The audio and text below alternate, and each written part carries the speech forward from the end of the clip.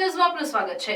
વડોદરા શહેરના વાડી પોલીસ સ્ટેશનની હદમાં આવેલ ઘડિયાળી પોળ અંબા માતા મંદિરની સામે દુકાનદાર પર પૂર્વ કોર્પોરેટર મિનેશ શાહ, જે વોર્ડ નંબર 14ના પૂર્વ કોર્પોરેટર હતા, તેઓ દ્વારા ઉંમરલાયક વેપારીને ફેટ પકડીને બેફામ ગાળો બોલવામાં આવી તેવા આક્ષેપ વેપારીના પુત્ર દ્વારા કરવામાં આવ્યા। આ બાબતને લઈને વેપારીઓમાં આક્રોશ જોવા મળી રહ્યો છે। વેપારીઓ દ્વારા દુકાનો બંધ કરવામાં આવી અને લોકોના ટોળા એકઠા થયા હતા। રિપોર્ટર આરિફ સૈયદ સાથે કેમેરામેન ઇબ્રાહિમ તૈયડીવાલા। જી મિનેશભાઈ, શું વિરોધ હતો આજે બંધ પાડવામાં આવ્યો?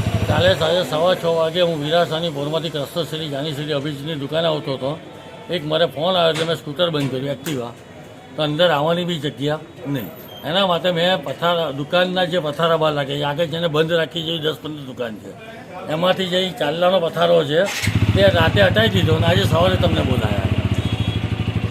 પહેલાં એ લોકોએ પથારા હટાવી લેવડાયા અને આજે સવારે તમને બોલાયા છે કે હું મારી પરિસ્થિતિ હું તો જે રીતે જાણું છું કે દુકાનો ખોલે તમને પથારા બહાર લગાવવા પડે। ભૂતકાળમાં તમે કદાચ અંબે માતા દર્શન કરવા આવ્યા હશો તો જોયું હશે, એટલે પથારાની બાબતની મેં રજૂઆત કરી। એ આખું ટોળું અહીં અભિજીતની દુકાને આવ્યું, એમને સમજાવવા માટે પકડીને આગળ લઈ ગયા। તારે લોકો અમારી પર ખોટો અત્યારે એલિગેશન કરી રહ્યા છે કે અમને મારી, અમને ધમકાય। એમની પાસે વિડીયો હોય તો આપ જોઈ શકો છો।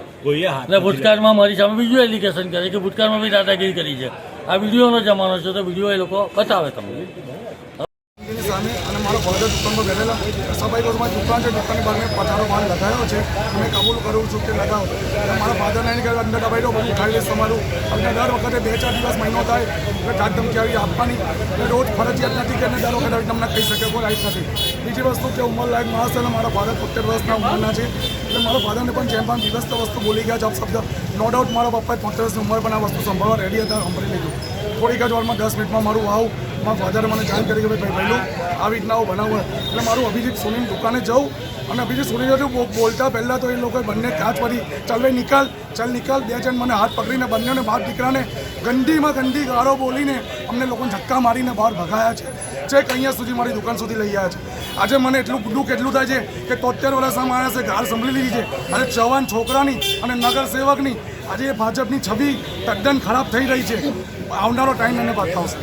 અચ્છા, તમને એવું તો શું થયું કે આજે દુકાનો બંધ રાખી? શેના માટે તમે દુકાનો બંધ? આજે દુકાનનું બંધનું એટલું છે કે જે પણ કાલે જે સિનિયર સિટીઝન એટલે મારા બાપો આજે ગાળ સંભળવા રેડી નથી, આજે એને લાયક નથી કે આજે 73 વર્ષે માણસ આજે ગાળ સંભળી લે।